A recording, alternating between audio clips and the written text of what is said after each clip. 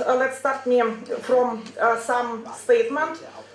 So we are not just found controlled by globalization, technological growth, or other what is totally inside our control.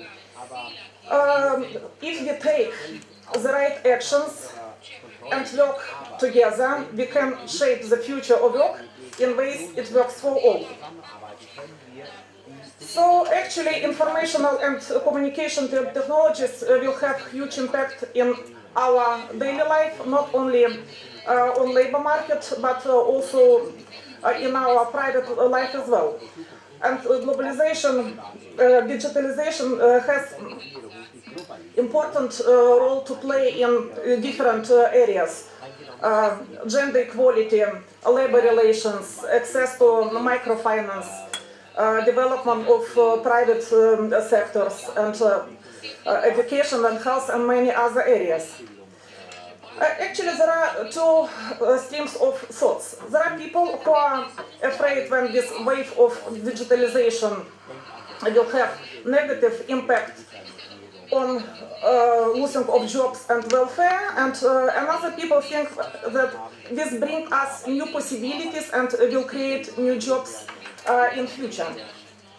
So I will skip some slides, but just some brief back to history, and just I would like to explain you why we call what happened now revolution number 4. So in 200 years we already had 3 different technological industrial revolutions. First one started 1780 and so on, and it was from crowds to industry, so we are talking about mechanization, about steam power. Second one, more related to mass industry, and it brings out to us telephone, telegraphs, radio, cars.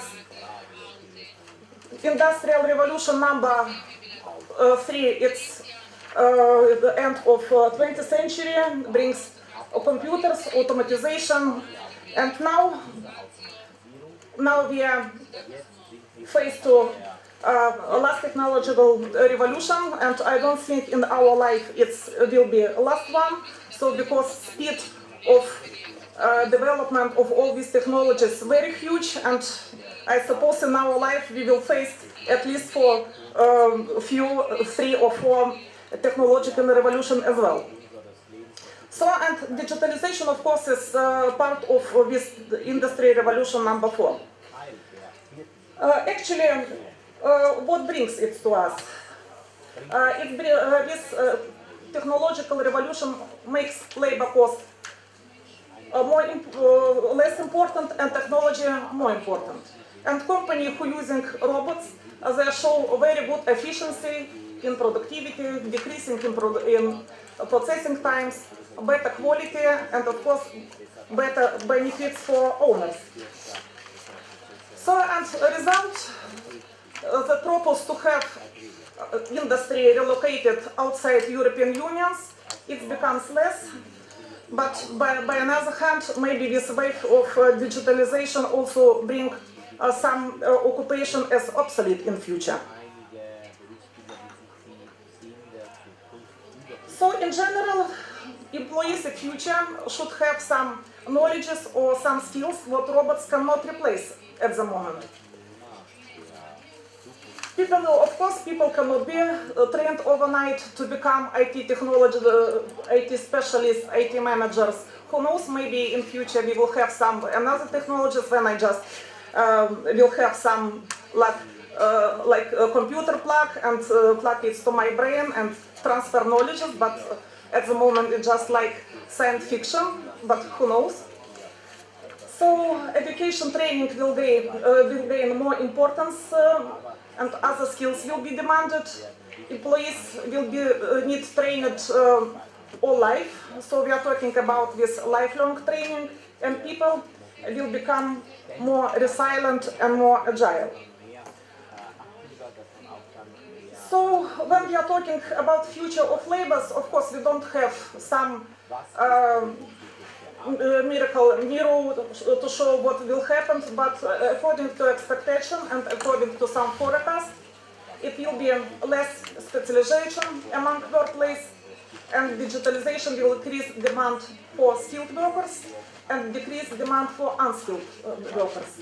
Wages, employability also will be different between skilled and unskilled labor. People will be less connected with particular company and even with particular country. And maybe borders between different industry will be more clear. Less clear.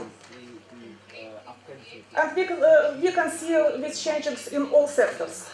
It's happened everywhere. So it's happened in industry with 3D technologies, robotization, self-driving cars, drones, solar energy. In healthcare, so we already have some application in our smartphone, nanotechnologies, new ways of medical researches, green economy, smart homes, smart cities, science, so artificial intelligent robots, genetic editing, and a lot of other things. So we already have shops where we don't have anymore the cashiers. We do our shopping by ourselves, self-checkout, self-check-in and drop-off baggage points in airport. So who was in Frankfurt airport, they know that solve problem with strikes very well. They just replace employees and staff with some automotive stations.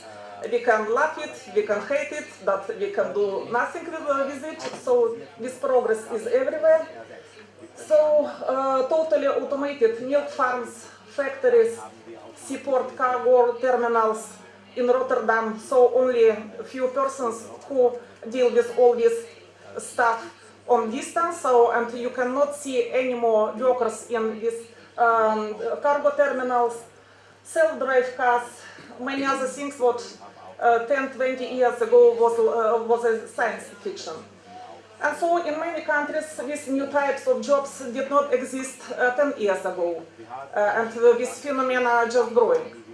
According to forecast, 65% of children who start school this year will work in future in totally new jobs did not exist now. So computer gamers, why not?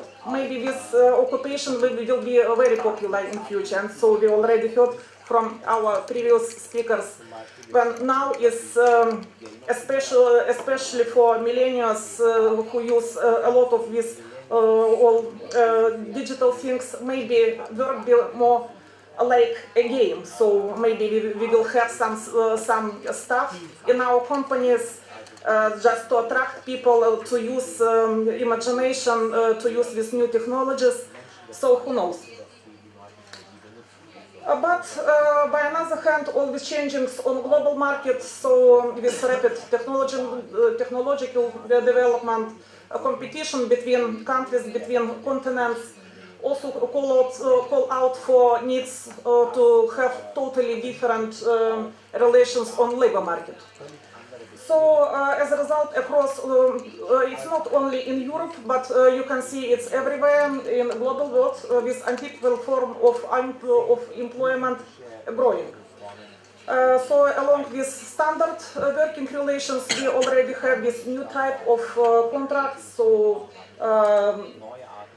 with new forms of contracts will be a big part, reality for big parts of European workers. Actually, why we call it untypically working standard, working employment, because we don't have permanent contracts anymore, we don't have full-time works anymore, and it's very popular to have project contracts, 0 hours contracts. We can also mention some telework, temporary agency work, crowd employment, job sharing, ICT-based mobile work, and a lot of others. It is a very good publication done by Eurofond. In this publication, you can find definition of of this new form of employment. It's quite interesting to see. So, and we even cannot imagine how many different type of employment we have now. So, and this untypical form of employment very spread out in the service sector. So, but good thing that this technological development let digital economy be independent on place and time. It's not necessary go anymore to office. You can work from your home. You can work from another places. Even if you are going abroad to have some good time, you can connect to your databases. Can connect to your email. So and just to see what is going on. But we also should keep in mind that sometimes it also means availability on market 24 hours and 7 working days. So according to statistics, among 1 out of 5 employees in Europe, at least few times per month, few days per month, they're working from home or from another public spaces. So it also brings some deregulation in labor relations. Sometimes it's impossible to know who actually is workers or who actually is the employer. We can mention, for example, Uber. So because Uber, they say they are not the employer, they are just like platform, like the mediator, and bring together customer and driver, but actually it's not true. And as I know, it's a clear answer. Then such kind of platform, actually they should be called employer. Also, it is a very big risk to be disconnected by platform without any further procedures. Nobody can guarantee minimum wage, minimum time limit, holidays. And we are talking also about threat for quality of jobs. We are talking about flexicurity, workers' participation, and also skills. One of very big issue related to health and safety. So this intensification of work also the increased psychological risk, burning out syndrome, and work-life balance also in threat. We also face to management issues like digital surveillance, data protection, transparency, and it's call some social challenges as well. Employment, rising of inequality, tax erosion, growing of social polarization. So, and what digitalization means for trade unions? Because I am a representative of trade unions, so now I am going talking about some strategy for trade unions, and workers' organizations should be prepared for all these new changes, because we don't have any more big industry in Europe, and we should be more flexible. We don't have such situation as 20, 30 years ago, when it was very easy to organize people in some factories, when we had big quantities of employees, so 5,000, 10,000. We don't have it anymore.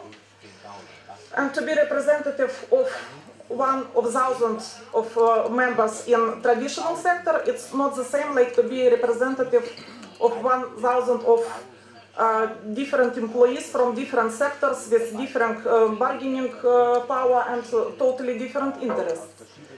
And trade unions should find new methods how to work with a new type of workers, because if we still use a traditional method and if we just offer them the same traditional service what trade unions offer for many years, it's not works anymore.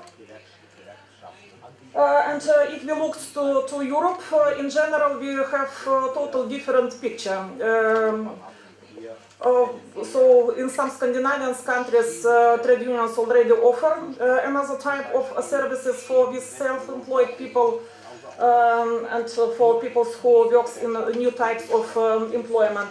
But in countries what we can call post-Soviet bloc, we still have this old method, and trade unions maybe they are not interested to work with this new type of workers because they are still concentrated in traditional sectors, and it's answer why we have so small density of trade unions. And it's pity, but for example in Lithuania only about it's less than 10% of employees belongs to trade unions. And it's very clear answer why. So because we are not interested for the employees, and especially for young people, because trade unions usually don't know what to offer to young people. We had some survey in my company, and just we made like a questionnaire what want different age group members from our organization, and answers is totally different. If people 40 plus 50, if they want just to have some protection and to be a guarantee for future, so young people just want to have some fun, some training, maybe some seminars abroad, some sport activities, and they want for trade unions maybe some supporting, some financial supporting to do this event, and it's the answer. So in which way we should talk. So, and let's start to underline some key points for workers' organizations. So, in which areas we should work. Firstly, we are talking about some minimum standards, and these minimum standards should be discussed on European and on national level. So, because digitalization is related to individualization of labor relations, a lot of people are without social rights. So all workers, in all sectors and in all kind of employment should have fundamental rights, and also have access to lifelong learning. And trade unions shall demand equal social rights for all kinds of employees. Maybe it's one of tools how to reach it. It's social pillars. So another one is key points is a new form of employment. Employment status on new form of works need regulation with proper rights and protection, including freedom to association and collective bargaining. As I know, in some countries, self-employed people, they even cannot be member of trade unions. And another problem, we still don't have, and we miss it, a very clear definition on European Union level, what we call this new form of employment. So especially with co-working, crowd working, ICT based co-work, so we still don't have definition in our national labor code, and we still miss this definition on the European Union level, because when we are talking about this new form, we should very clear to know if we are talking about same thing. So inequality, and it's a very sharp question, and measures should be taken to ensure when digitalization of economy will not increase polarization and growing inequality between highly skilled labor and low-skilled labor, between men and women, and between young and old. Lifelong learning is very important, and so it's right to education, training of workers need to be enlarged.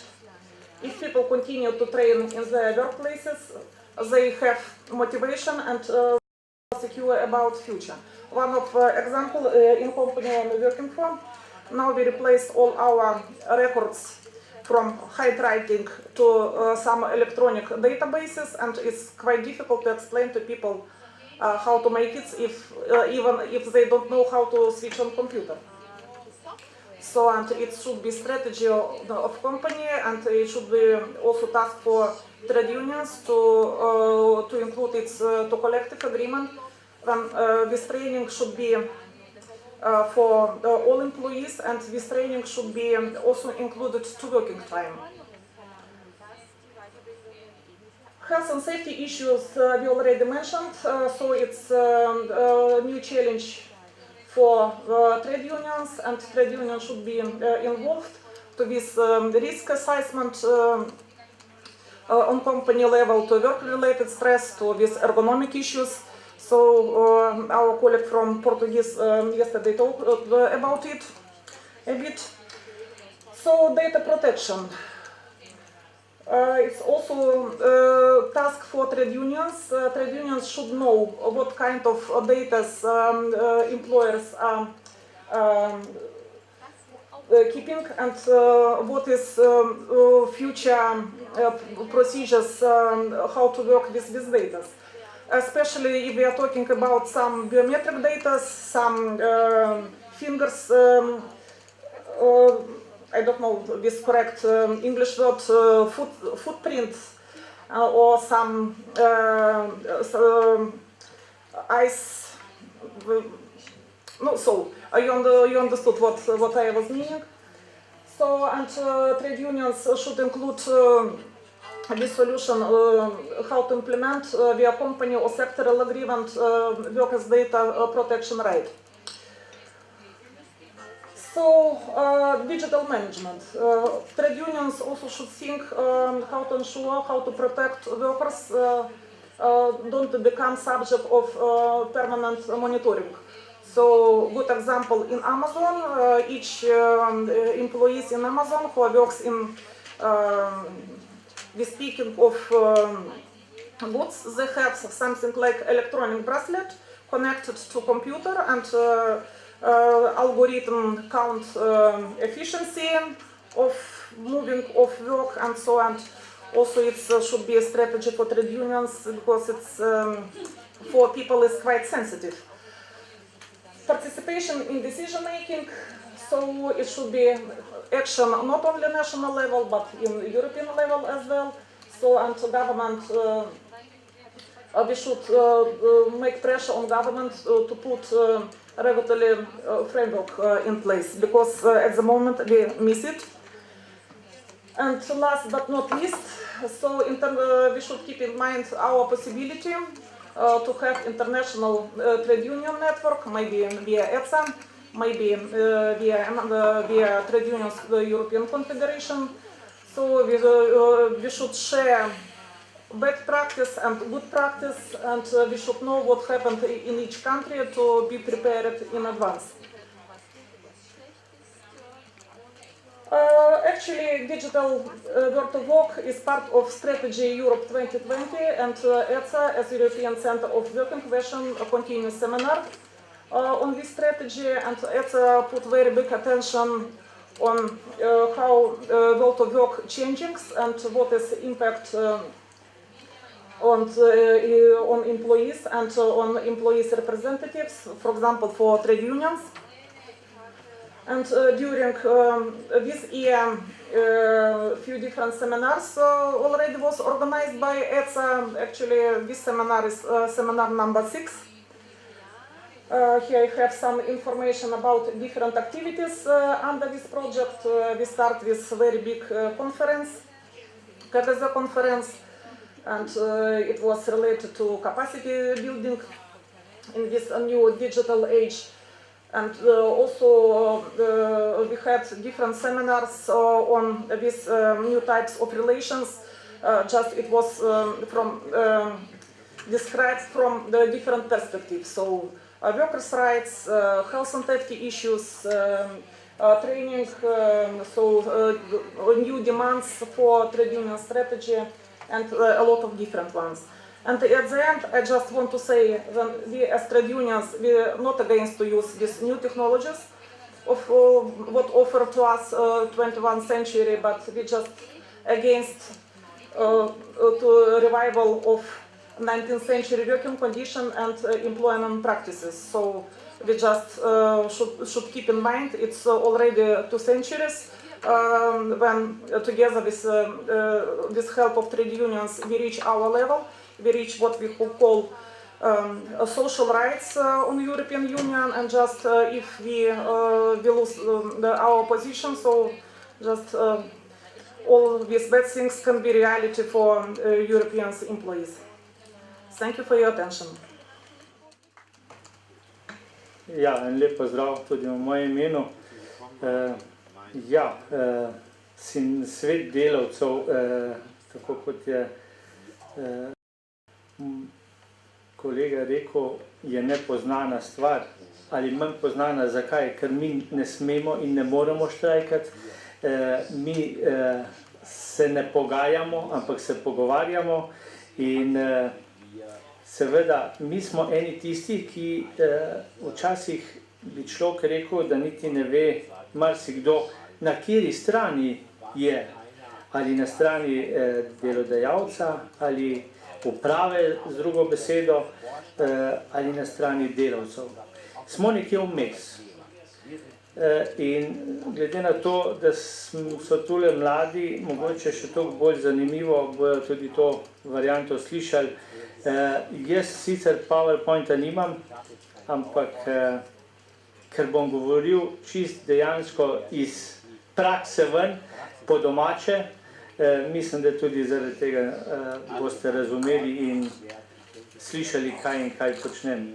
V glavnem, en lep pozdrav, spoštovani gostje od zunaj in znotraj države in vsi navzoči.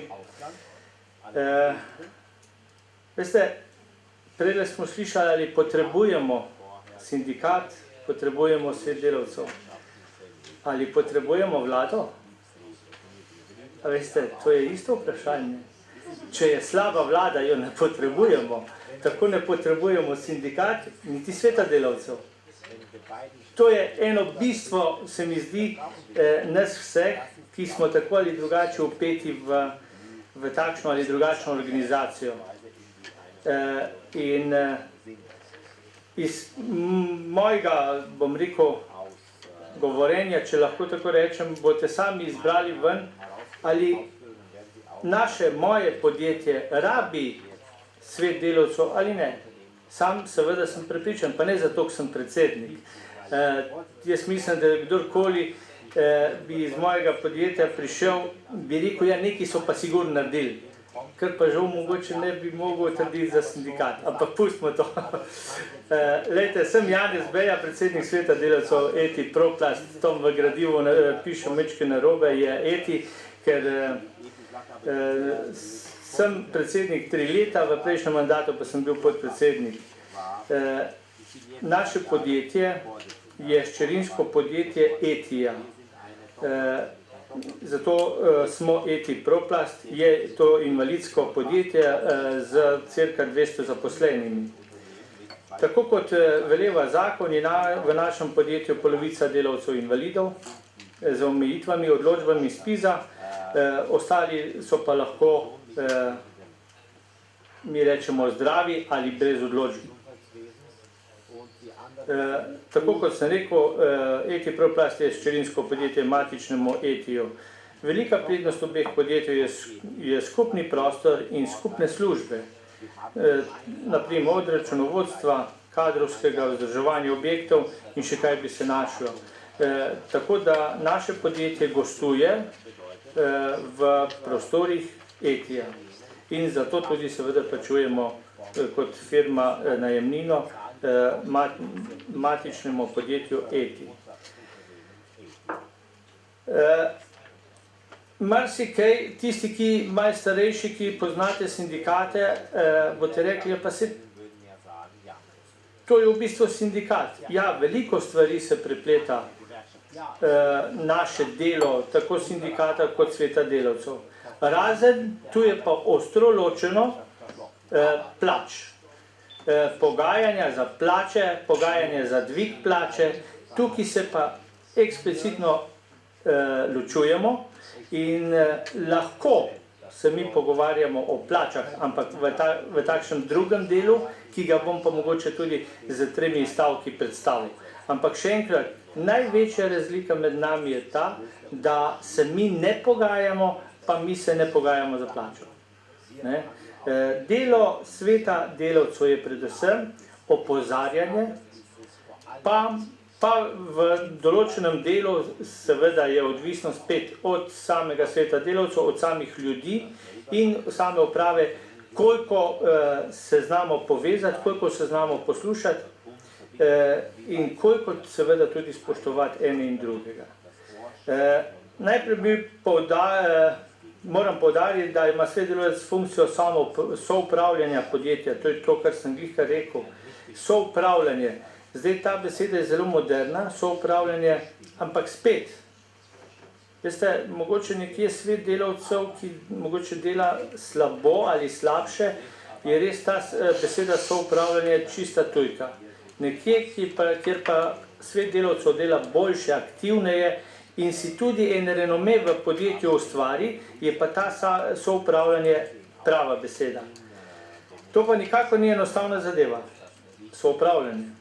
Najbolj je pomemben odnos med vodstvom podjetja in svetom delavcev. Če ta naveza ne deluje, je rezultat sveta delavcev ničen, to, kar sem že tudi omenil. Res je bistven ta odnos, je pa spet vprašanje, veste, to je zelo tanka črta. Ne sme biti prijateljski ali še kaj več, ampak kako ustvariti ta pravi odnos, da je rezultat, je pa mogoče uganka. Svet delavcev je velikokrat v nezavedljivem položaju, saj pri problemih, idejah, predlogih in zahtevah naleti na neodobravanje vodstva, včasih pa tudi delavcev. To je tisto, kar sem že v uvodu rekel, da smo na kovalu nekje vmes. Nismo vedno za delavca in nismo vedno za upravo. Zato je nujno potrebna velika mera potrpežljivosti, modrosti in ne nazadnje vztrajnosti, da se stvari spremenijo. Naši predlogi, ideje, zahteve v samem začetku velikokrat nimajo podpore vodstva. Zato je potrebno veliko energije, da z močnimi argumenti in vztrajnostjo le pridemo do skupnega spoznanja, da je morda to res dobro, tako za podjetje in vse zaposlene. Pri predstavitvi našega dela sveta delavcev Eti Proplast bo morda videti, da delamo skoraj tisto, kar sem že tudi prej omenil, sindikat. Ne? Ampak resnično velikokrat se niti, pa bom rekel, tudi del moje krivde je lahko, da ne bom kazal s prstom samo na druge, ko se mogoče ne znamo povezati in bi skupnimi močmi dosegli več. Povezati, govorim, z sindikatom. Bistveno pa je, da z izboljšavami, pravilniki, boljšimi prostori, delovnimi pogoji izboljšamo zadovoljstvo zaposlenih. Hkrati pa se poveča tudi produktivnost delavcev in tu pri tej produktivnosti moramo tudi mi stremeti kot svet delavcev. Tudi zaposleni, ki so vezani na vitke linije in normo, veliko lažje delajo in dosegajo normo. Poleg navedenega pa je pomembno tudi samo počutje in zadovoljstvo zaposlenih.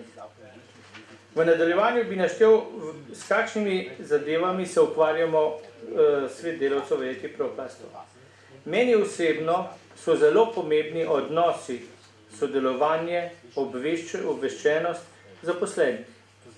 Včasih zaposleni se ne zaveda, da se sodelavcem, sodelavko preživi več časa kot z družino, z otroci, z ženo.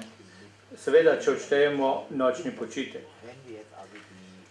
Je lahko še tako odlična služba, celo dobro plačana, pa če so skrhani odnosi med delavci na delovnem mestu, je velika muka hoditi v službo. Zato v svetu delavcev velikokrat in nenehoma izpostavljamo probleme o nezadovoljstvu s sodelavci ali pa tudi z nadrejenimi. Velikokrat zadostuje že pogovor oziroma malo dobre volje, da si nekdo vzame nekaj minut za delavca. Večkrat poteka debata, kako pomembni so individualni pogovori med delavci in nadrejenimi, mojstri, šefi, direktorji. Sam ocenjujem, da bi sleherni delavec moral biti deležen osebnega pogovora na 4 oči vsaj enkrat letno za 15 minut. Le v tem trenutku se večina zaposlenim odveže jezik in se sproščeno pogovorita o problemih, težavah in tudi dobrih idejah in napredkih. Tu moram poudariti, da se delavci bojijo javno spregovoriti in tu pride pa resnično naša vloga še toliko bolj do izraza, vloga sveta delavcev, ker mi kot predstavniki delavcev lahko lažje spregovorimo na glas, lažje izpostavimo tudi takšne stvari, ki seveda šefe ali direktorje oziroma upravo se jih nočejo slišati. Tako da tu pa res mislim, da smo mi prav tisti, ki veliko lažje prenesemo stvari, ki težijo zaposlene, ne govorimo o plači, ki težijo zaposlene in jih lepo nekako skanaliziramo do uprave. Od zgoraj navedenega prihaja tudi do odhodov zaposlenih iz podjetja. Svet delavcev vse skozi opozarja, da ljudje odhajajo tudi zaradi odnosov in ne samo zaradi plače in karijere. Podjetje je sicer malo pozno prepoznalo dejstvo, da se mora posvetiti mlajšim delavcem. Seveda, ker se je začelo intenzivno ukvarjati z mladimi, smo hkrati pozabili na starejše ali tiste, ki že 30 in več let delajo v podjetju. In tudi tu smo začeli svet delavci intenzivno se pogovarjati, kaj in kako narediti. Na pobudo sveta delavcev se je pripravil pravilnik za napredovanje vseh zaposlenih. Pri pripravi pravilnika smo sodelovali od samega začetka, zato menim, da se je zelo pravilnik približal nagrajevanju tistih delavcev, ki si to zaslužijo. Ne tistih, ki velikokrat zaposleni rečemo, spet je on dubo gor, ko ne vem kam leze, v besedi in tako naprej. In resnično mi je v čas, da sem lahko v samem štartu bil zraven, ker smo tudi mi to predlagali in ja, veste, nikoli ni za vse. In tako kot sem že dejal, nekateri tudi delavci so nezadovoljni, ampak bistveno je, da imamo en pravilnik in da se lahko reče, glejte, Janez Beja je napredoval zato, ker imamo pravilnik oziroma točke. Imeli smo kar nekaj sestankov, kako spodbuditi zaposlene k podajanju koristnih predlogov. Tehnično podjetje, vsak koristni predlog, vsaka izboljšava prinese v končnem rezultatu konec leta lahko nekaj evrov, nekaj 100 evrov ali še več prihranka ali pa celo dobička. Kakorkoli. In tu je bil tudi en velik problem. Prvič se ljudje niso se morali prijaviti za koristni predlog, nekateri so ga pa celo zlorabljali na kak način, na tak, da sem jaz predlagal koristni predlog, nekdo ga je slišal in ga je šel hitro napisati in je dobil par evrov, pa pustimo zdaj denar, ampak gre se v malo poštenju in korektnosti. In tudi tu smo uspeli, da se zdaj vsi koristni predlogi vsake toliko časa na našem internem spletu obesijo na displej in lahko vsakdo vidi, kaj je predlagal in tudi, če je tisti njegov predlog bil odobren oziroma zavržen. Ni pa zraven, koliko je dobil, ker smo se pa tudi strinjali. Tisto ni bistveno, bistveno je, da se koristni predlogi predlagajo in da se jih tudi obeležijo na javnem mestu. Naslednja zadeva pri nagrajevanju pa je bila nagrajevanje invalidov in napredovanje invalidov.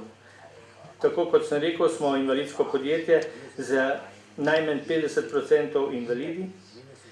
V preteklosti se je v večji meri pozabilo na nagrajevanje invalidov in napredovanje. Saj je bilo nekako splošno prepričanje, da njih pa ne rabimo nagrajevati, saj bodo kljub nižji plači delali in ostali v podjetju.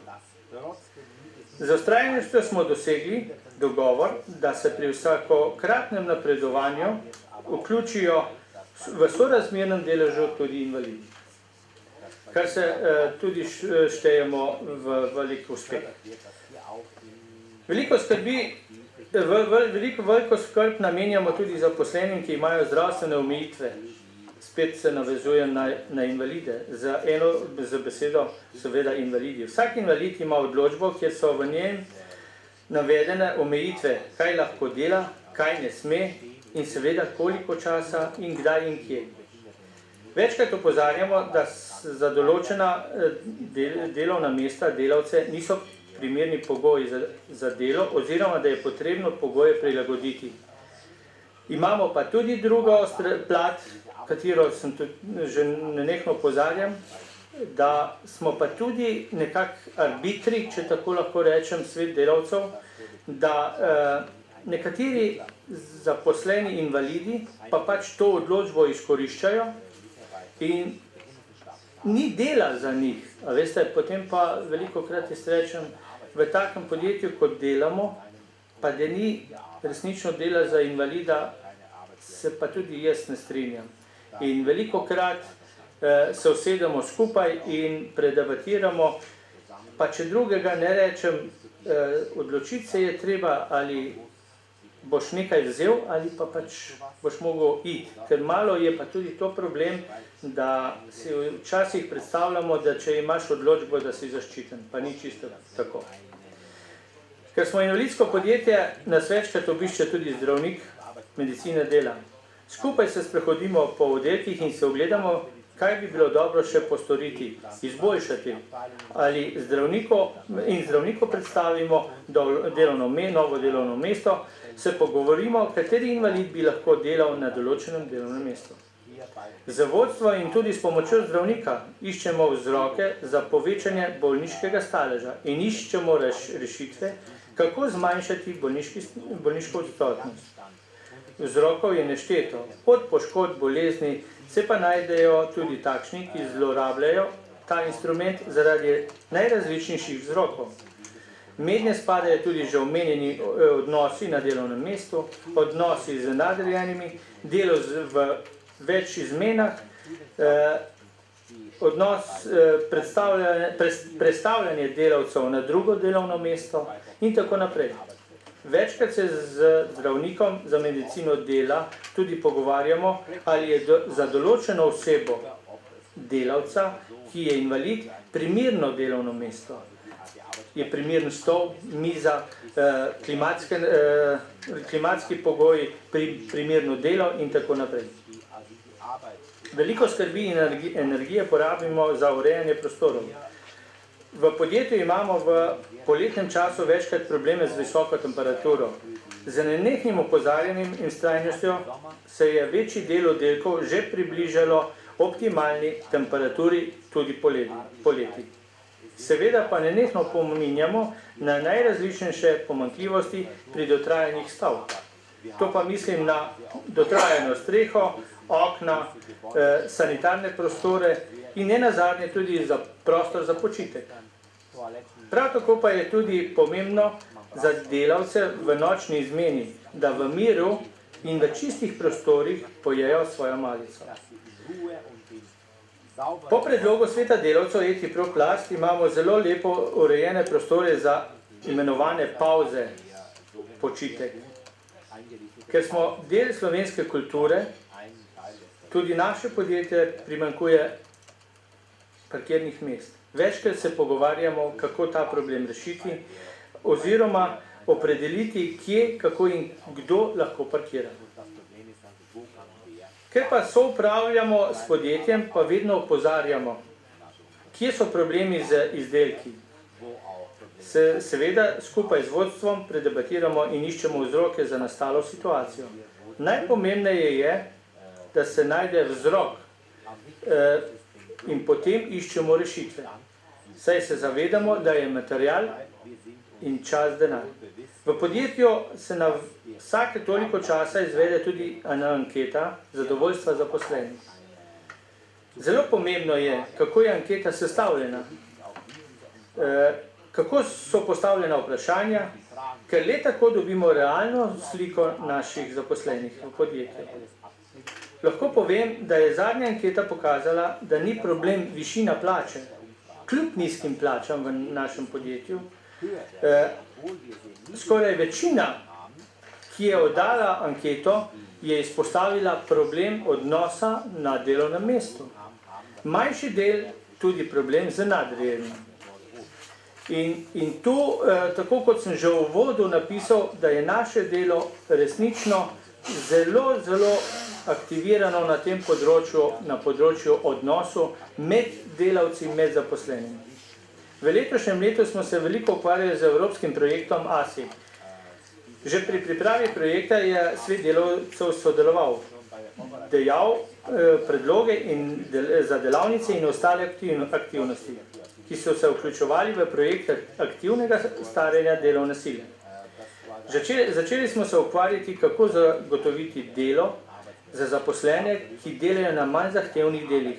Tako kot je moja predhodnica govorila, tudi pri nas se iz dneva v dan bolj soočamo z problemi. Zaradi avtomatizacije, robotizacije je manj zahtevnih del za ljudi, ki imajo omejitve in ki imajo nižje izobrazbe, problem zagotavljati delo.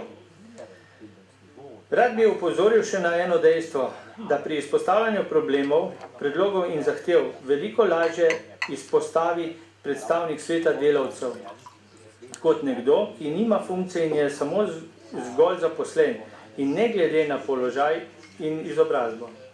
Na koncu bi poudaril, da kljub temu, da sem navedel tudi kakšno kritiko na račun vodstva, menim, da smo dober tim.